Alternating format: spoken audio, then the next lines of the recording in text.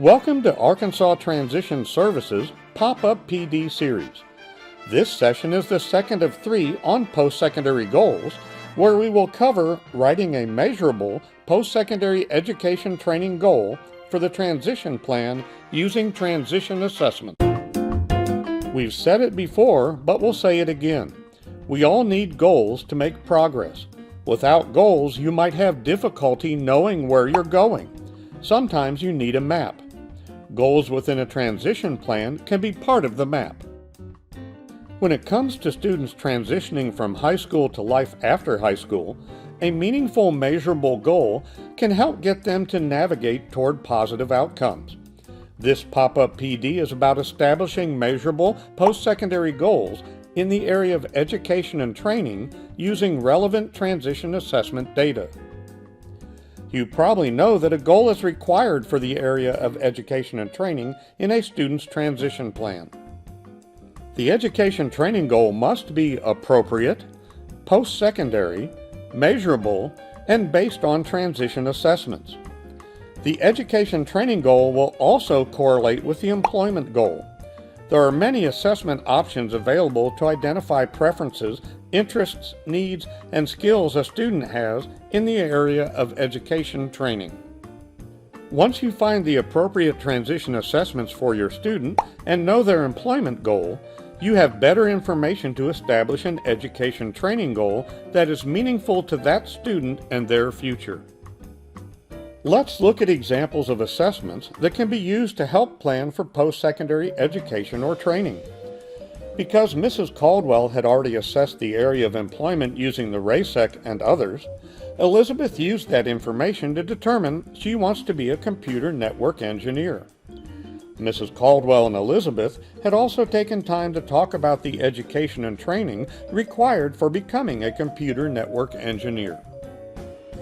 This particular job requires some post-secondary education, and they found a program at the local community college. This led Mrs. Caldwell to give the college survival and success rating scale along with the soft skills inventory to identify areas of need in order to reach the goal. Mrs. Caldwell took time with Elizabeth to discuss her areas of need to be successful in her post-secondary education and what strengths she has in that area. Elizabeth knew some of the challenges and agreed that learning about available supports at college would be beneficial.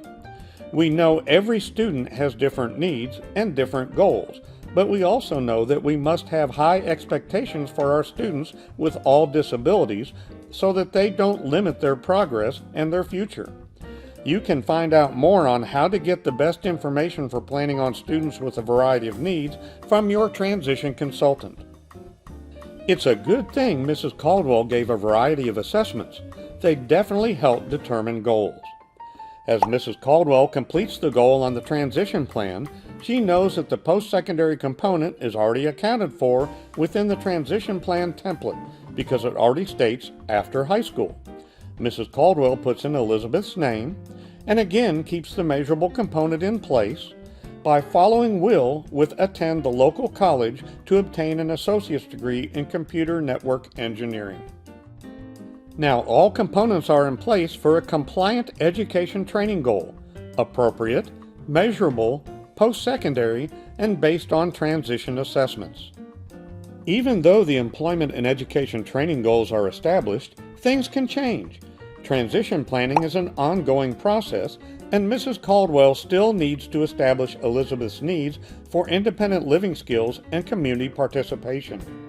Elizabeth's team will continue to work together to make sure Elizabeth's goals are updated and that she is on track to reach those goals. Thank you for watching this video. For more information, go to our website at www.arkansastransition.com, or you can contact your area transition consultant.